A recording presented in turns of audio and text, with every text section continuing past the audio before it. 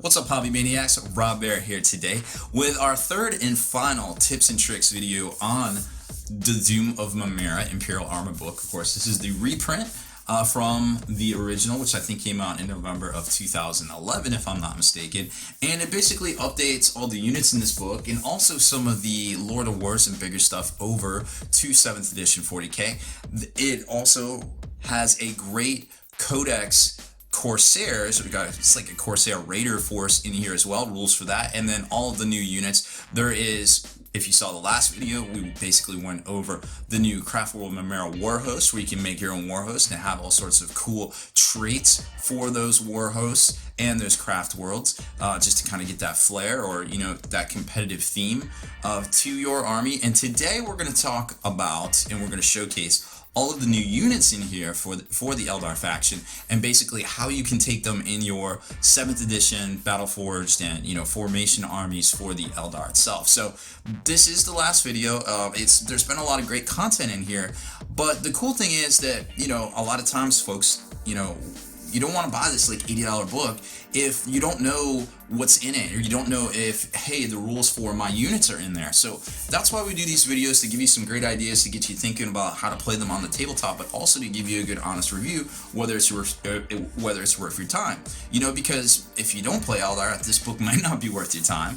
But conversely, if you plan on playing against Eldar and plan on seeing the stuff in here, well, it might be worth at least taking a watch to the video, so you know what might be out there and what you might see on the tabletop across from you in the near future. That being said, I would like to invite you to stay in the trenches, subscribe to this YouTube channel, check out the blog, spikybitsblog.com, and head on over to thelongwar.net. That's the home of the Battle Reports for exclusive content, early access videos, and more. Become a veteran of the Long War today. And also, another thing we're doing here is we're going ad-free in 2016, at least in January. So please help support keeping our YouTube videos here on the channel ad-free. Click on the link up in the top left here for Patreon. At least check it out once. There's a lot of opportunities to get some free swag, help support what we do here, and basically just take some stuff home from the stuff we review here. Things like this, we'll be sending out to folks. And that's just what we do, because a lot of times we have to spend money to actually get this stuff. So it's nice to actually be able to recoup some of that cost, send it out to folks, and also make a little on the side for our videos, because again, we're going ad free, so that is going to cost us a little bit. Now, enough shameless promotion aside, this is the last video in the series. I know it's sad. It's been a few long weeks going over this book, but I think it's a really good book, and it was definitely worth talking about. And let's face it, there really isn't a whole lot of other 40k stuff out there anyway, so this kind of, it all works out. But I think this, seeing what's in here and seeing how some of the Lord of War sections have changed, units have changed, and seeing how you can take some of these actual units, like seeing stuff like the Warp Hunter, the Wraith Seer, some of the special characters, even the Hornets themselves, the Wasp, the Assault Walkers. There's a lot of cool stuff in here that now is updated and has actually pretty cool rules, and it works into everything they've done is very synergetic in how it all works. So I'm really digging what they did and with this book, and I'm hoping to see something more like this in the future. Now, we've heard some rumors about things coming out this summer. We might actually see a new Titan rules that are more on par with what's in here, and also what was in the Book 5 Tempest for the Horus Heresy, which would be really neat to see, because I think the Reaver, the Warhound, and the Warlord Titan actually need actual 40k rules. They haven't been updated to 7th yet. And then, of course, the Tau Supremacy Army doesn't have a set of rules. Actually, a lot of the Knights, the smaller Knights, don't have 40k rules, official rules. They're in the 30k stuff, but we haven't seen them yet in for 40k. So this summer, hopefully, we're hearing rumors that there will be a new Imperial Armor 14, hopefully, with Tau, and there's also rumored to be some Space Marine stuff in there, which I could definitely see happening, because remember, we've been seeing that Mastodon tank, and who knows when that thing's coming out, if it's just going to be for, Horus Heresy. Maybe it is. Maybe it'll be in the new Horus Heresy book, but hey, why not have a, Imperial Armor book to put it in too? I'm not Forge-drilled, I don't work there, but I'm just saying, folks like rules to go along with their models. So it gives us a double excuse to buy it. Like, whoa, that Land Raider kit makes 2 different Land Raiders? Well, I clearly need to buy it now, right? So, without further ado, let's take a closer look at our last tips and tactics video.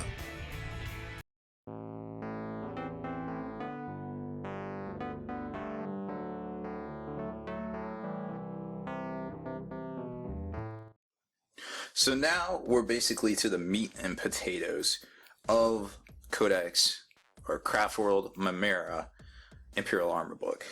This is the section that goes over the actual units themselves. Now we cover the Corsair Raider Force army list. We've covered the Space Wolf special character, the Imperial Guard special character.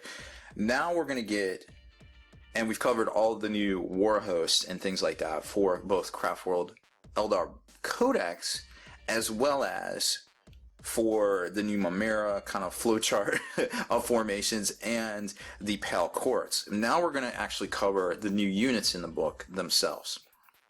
So first up, I want to say, hey, this codex is gorgeous. Like, if I haven't showed it off already, I apologize. Like, the amazing amount of stuff that you can do when you're not doing actual desktop publishing and you're using computers for graphics, the shit's come a long way. This is all I'm saying.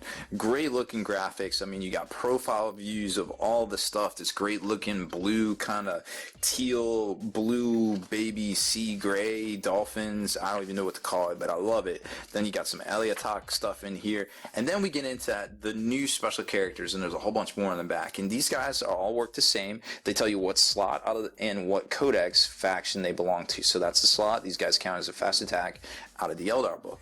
The Shadow Spectres are basically like their version of the Warp Spiders for Codex Mymeara or the Mymeara Craft World. They function pretty much the same. Great looking models from Forge World. Typical Eldar stat line right there, squad of 3. A little bit pricey, 75 points for 3, but they have some shenanigans to leadership here. Every unit within 12 inches of a Shadow Spectre squad that includes an Exarch with this special rule must roll at least an extra d6 when making leadership tests and morale checks using the 2 highest and resolve the test. Now, that can get a little, when you start mixing in Eldar technology or Harlequin shenanigans as well as Dark Eldar shenanigans. You can really do some crazy stuff here, and I think that's where a lot of this is going to come into play. In and of itself, it may force something to happen every now and then, but you know, it's not super competitive from that standpoint, but it is something to remember. Then they've got this cool thing called the Spectre Holofield, which it works very similar to the stuff we talked about with the Corsair vehicles. They get a 5-up, the Corsair units, the kinetic shielding, 5-up cover save in the next movement phase. If it makes a thrust move in the assault phase, the cover save increases to 4. The cover saves granted by the Shadow Spectre Holofield do stack with cover saves provided by stealth or shrouded special rules, but not those provided by the terrain features or fortifications. So you have to have the special rule in order for this to come into play. And remember, there is some stuff in the Eldar psychic shenanigans that confer those sort of special rules as well. And then they have some interesting weaponry right here. They have this thing called the Prism Rifle, dispersed or focused, and it works very similar to the Dissonance weaponry in the Corsair list, but this one's has a special rule called Ghostlight, which also works very similar to the Dissonance. You may choose to receive the hits normally or inflict a single Ghost Light attack in place of the 2 hits. All hits with the Ghost Light special rule, when resolving a Ghost Light attack, use the majority profile from around amongst the weapons that inflicted the Ghost Light hit, and basically it takes the attack strength up by +1 and down by -1 on the AP. If any hits remain or reach an amount, okay, so there's no cap. So you just kind of have to be like, oh, okay, well, what's, you know, do you use the Prism Blaster? You use the Prism Rifle? You know, it's very specific. It's not going to get up to like Strength 10, AP 2 or anything like that, but it is something to take into consideration. And then, of course, they've got the Shadow Spectre Jetpack. Remember I said they work basically like Warp Spiders, so you've got some special rules here. They basically have a jetpack. They don't make this stupid, crazy warp jump thing, but they do get the, you know, the jetpack thrust move in the assault phase. New Autarch equipment, they get the Prism Rifle, which is unlocked right over here, obviously, that we talked about already. May also choose to take the following.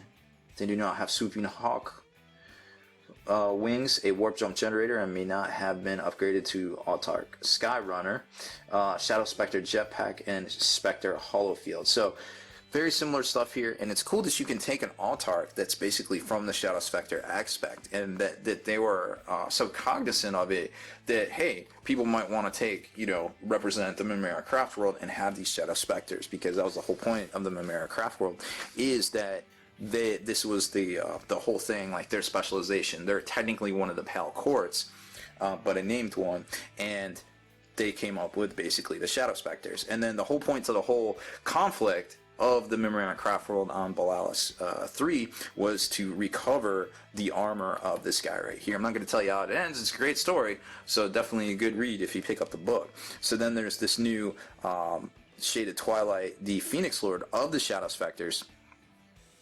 Normal, Phoenix Lord stats, Billy Badass, of course, all the way across the line there. The Shadow of Death, we already talked about that. Spectre Hollowfield, already talked about that. The Spear of Twilight, this is new. 24-inch range, strength 7, AP 2, heavy 3, lance, ghost light, so, could go up to strength 8, could go down to AP 1. Close combat also has some interesting rules right there. Definitely helps out with the strength profile, but then again, these Eldar are strength 4, so something to keep in mind there. Ghost light special rule, jetpack, we'll talk about that. Basically Warlord and Twilight Terror. Any enemy unit within 12 inches of Ethereal or any unit he has joined must pass a leadership test when attempting to make a shooting attack against them. Him or his unit is joined. If they fail this test, they may only fire snapshots. The effect of the Shadow of Death applies to this test. Very cool stuff right there. Again, combos very well with some of those other Harlequin and Dark Eldar tech. And up next is a really interesting character. This is Balanath, Farseer of the Mymeara Craft World. Interesting backstory about this guy. He was basically an outcast, traveling the path of the outcast, basically how a lot of Rangers do. Came back, did some time as a fire dragon. Now he's a Farseer because he's just mastering all the paths. And he's got an interesting attack. He's got this thing called the Sundered Spear, which in close combat, strength of user, melee, armor bane, flesh bane. So typical Farseer weapon there. But at ranged, once per game, template, strength 5, flesh bane, armor bane, 1 use. Pretty cool. Warlord. Typical stuff there. Psyker, he can basically get Pyromancy Discipline from the Pyromancy Discipline, Doom, Fire Shield, and Molten Beam. So to be expected, specializing in the fire. The path once walked. When Bel-Anath is part of a unit of Fire Dragon Aspect Warriors, he is affected by the Assured Destruction special rule. In addition, when Bel-Anath is selected as the Army's Warlord, that army can include a single unit of Fire Dragons that does not take up a force organization slot, very cool, and must be joined. Basically, he gets a retinue of Fire Dragons. I thought it was cool. It's a little fluffy. Don't have a model for the guy, but he is a Psychic Master at 3 for 150 points. Doesn't seem too bad. Gives you some options there. HQ Eldar. Now, that's all the special guys, so we're going to fast forward here to the actual unit section, which a lot of stuff got new rules for that we were talking about. So back in the day when this book came out, there was actual new kits and new upgrade kits for some of the Eldar stuff. Now that isn't quite the case anymore. So as we flip through here, you're just going to see stuff without rules, like the Wave Serpent. There's no rules there. But then we get to the Lynx section, and the Lynx, we skipped over the Hornet. Now, the Hornet we already talked about in the, I guess it's hard to see here. With the Hornet, we already talked about in the Corsair section. So it is 70 points. The upgrades for the Pulse Laser are 5 points each, and you can see the rest of the stats here. We've talked about it. Acute Senses, so it lets you basically get the sweet outflank roll. Skimmer Assault, very cool stuff. Lets you go flat out and still fire at still snap fire, which is really interesting. Skimmer Assault right here. There it is right there. And comes with star engines, 2 shuriken cannons. A lot of people take them with the pulse laser or the bright lance. I've seen both. Lynx right here definitely changed. It's now a heavy support. First big change. Went down in points. Eldar faction. Now, here's the thing. It doesn't have Eldar Titan Hollowfields anymore. It does have the weapons, but the Pulsar has changed. There's a mode called Saturation, where it's D, AP2, large 1, 5-inch blast at 48, or Salvo, which is 24D, Ordnance 3, twin linked. That is a lot of D coming at you. Sonic Lance remains the same. Hellstorm X2, because it always wins on 4s, I believe. 3, excuse me.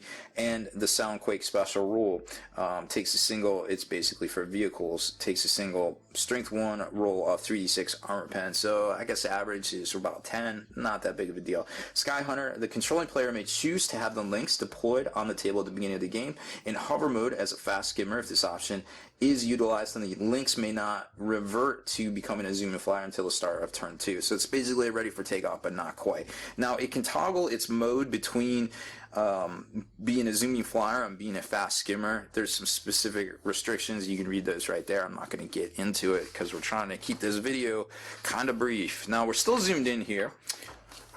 So let's talk about the Eldar Cobra. It's a Lord of War. Now you can sneak those in using the formations from the last video as well. Eldar Scorpion as well, also a Lord of War.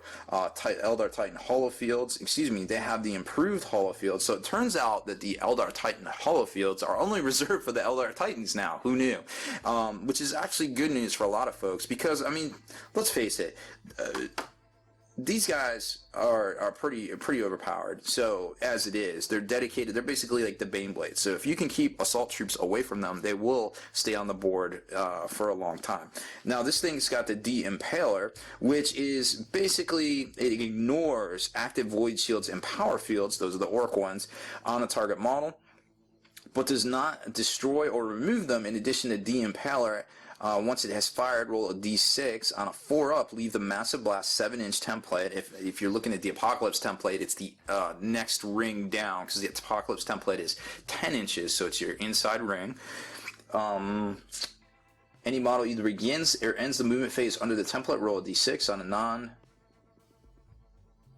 non-vehicle model suffers a single wound on the roll of 6 with no armor save, invulnerable save, or cover save law. Vehicle models take a glancing hit on a roll of 6. Super heavy vehicles and gargantuan creatures are unaffected because basically they can't escape it. Like a lot of them just couldn't move out of the way quick enough. Some of them can. Some of them got a 12-inch move. Improved holofields. A vehicle with improved holofields has a 4-up invulnerable save unless it is mobilized. So that's not as good as the Elder Titan holofield, but still not too shabby. I'll take a 4-up invulnerable any day. Trust me. And the same thing right here, it doesn't have quite as good of a gun. Now back in the day, like things like the Shadow Sword and things like that used to go through void shields, not so much anymore. They've kind of streamlined the D rule. So this is kind of outside of the D rule box, which is kind of cool to see. Then the Nightwing's got its rules right here.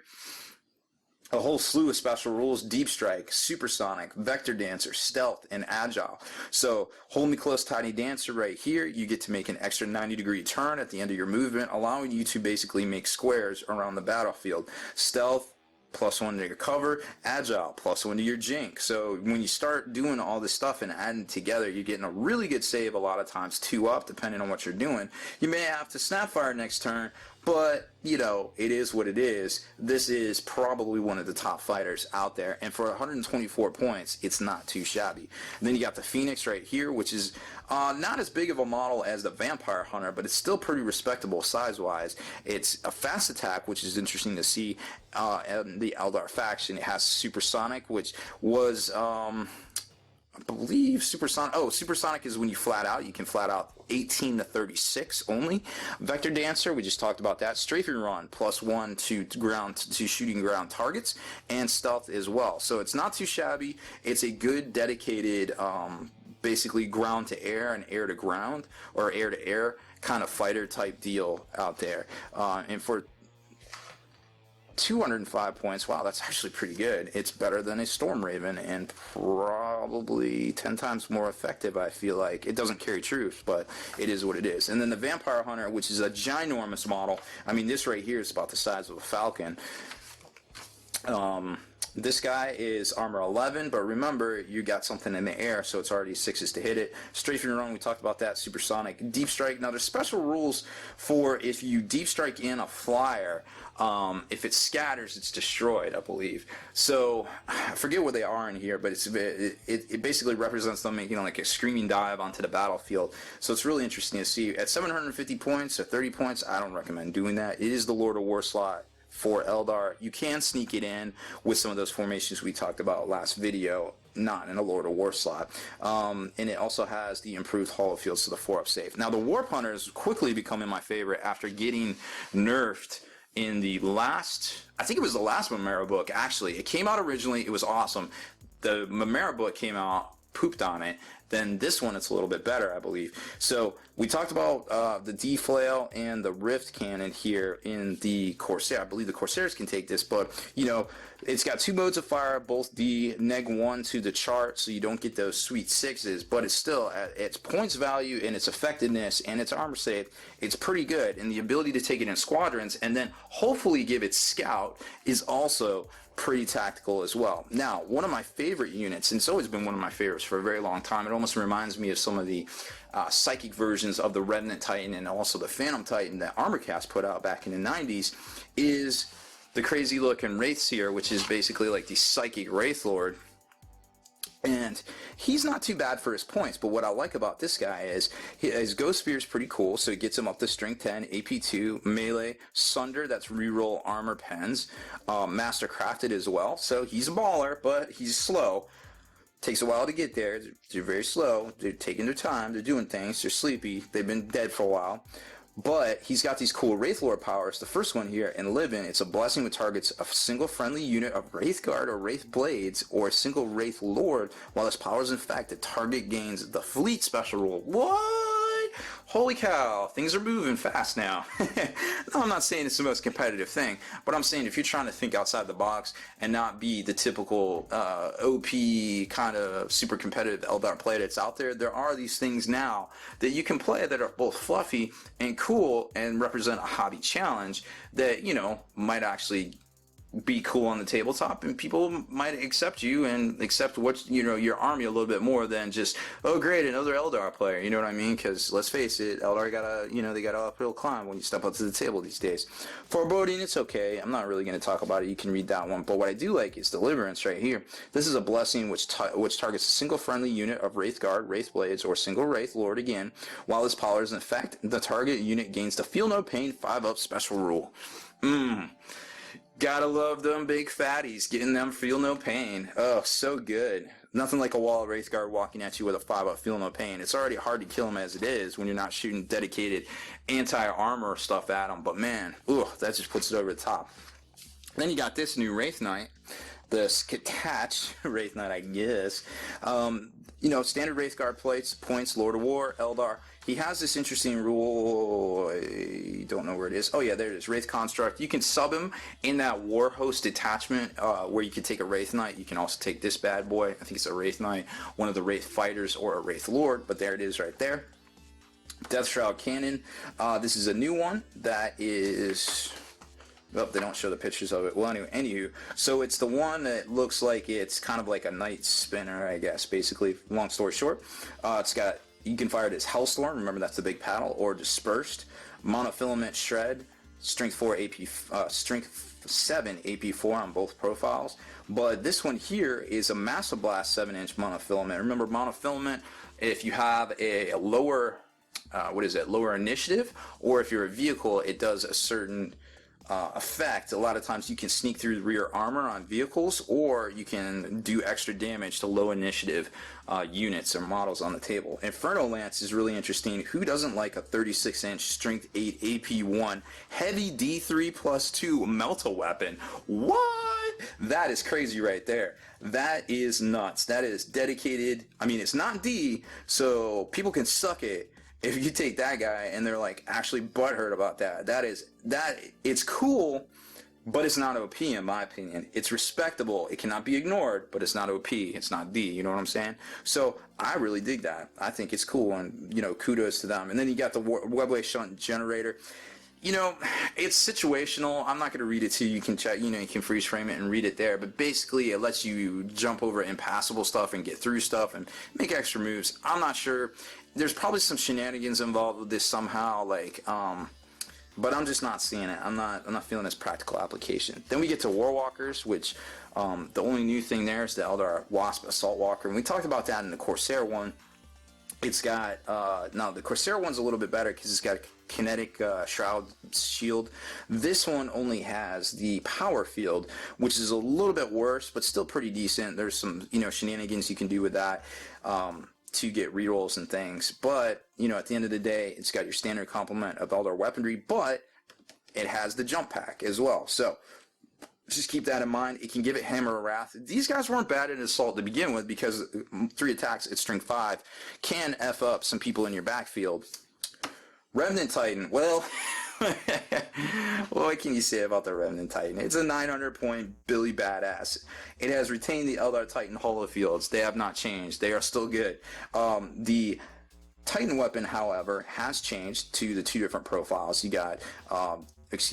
that is for the Lynx. The Lynx is the only one that has that. The Pulsar has stayed the same. The Sonic Lance has still stayed the same. And then it's retained its little anti-personnel missile launcher. The thing that's changed on this that I want to touch on, and I talked about this on the, hey, did we miss these Titan rules back in the day, or a couple weeks ago, because looking through the the book 5 of the Horse Heresy Tempest book, the Warlord Titan, Reaver Titan, and Warhound Titan for the, basically the Imperium have different rules where regarding assaulting them, beating in combat with them, etc., wounding them, and things like that. Those rules are applied here. So it's a Wraith Titan special rules instead of the, I believe it was Towering Monstrosity, and in parentheses it would say Reaver or Warhound or something like that, with the ones we just talked about. This one here is worded very similarly. When attacked in close combat, my models that are not a super heavy vehicle, super heavy walker, gargantuan creatures that are not swooping a Wraith Titan can only be hit on a 6-up regardless of weapon skill or other considerations. Alright, super heavy vehicles, super heavy walkers, or gargantuan creatures that attack a model with a special rule in close combat hit on a 5 or 6 regardless of their weapon skill. Very similar to the Towering Monstrosity rule. In addition, if a Wraith Titan chooses to run, it moves 12 inches instead of rolling a d6, and it may choose to run on any turn in which it has fired no more than a single weapon in the primary, with the primary weapon type. So, kind of a little bit extra there, owing to the the agility of the Revenant Scout Titan, basically. Now, and previously that particular thing was worded a little different, so I'm wondering if the Warhound is due for a nerf. Now, keep in mind, there's rumors that Imperial Armor 14 will be coming out this summer. It will involve the Night Titans. I also imagine it will have rules for the Reaver, Warhound, and Warlord Titan in games of 40k with these new rules, the Towering Monstrosity version of these rules, as well as the Tau Supremacy Armor and anything new that we might see for Tau then as well. So it's going to be a really exciting book coming out this summer. It's already been rumored. There's some details. I'm sure we'll hear more of it at the Horse Heresy Weekender as well. And then last but definitely not least, the previous holder of the biggest model in Warhammer, the Phantom Titan. Still 2,500 points, still able to completely wipe out most lower point cost armies in a single volley. This guy is no slouch. It does have the Wraith Titan special rules that we just talked about right there. It does retain all of its weaponry. Its D weapons are so massive. Its girth is so wide. It does destruction unheard of in the game. If you field one of these, you better hope that your opponent is ready to deal with it, because you will literally never play them ever again. Conversely, they are fun to play with. It's a great model. It's a great hobby challenge. I put one together and painted one myself. You've probably seen pictures of it around the webs. It's an all-to-way one.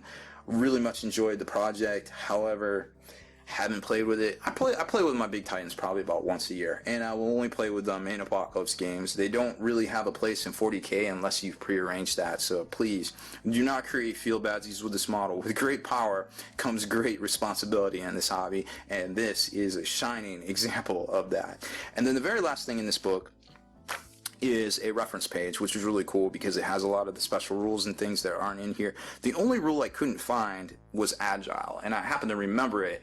Hopefully it hasn't changed. Somebody fact check me there, but that is not in here. But remember, that is just the +1 to Jinx save special rule, and then it gets into, you know, some advertisements and such. So that is pretty much the end of our Imperial Armor Doom of Mymeara roundup. It's been a while. It's been a whole bunch of videos, and there's just been so much content to talk about in here. Thanks for hanging in there with me.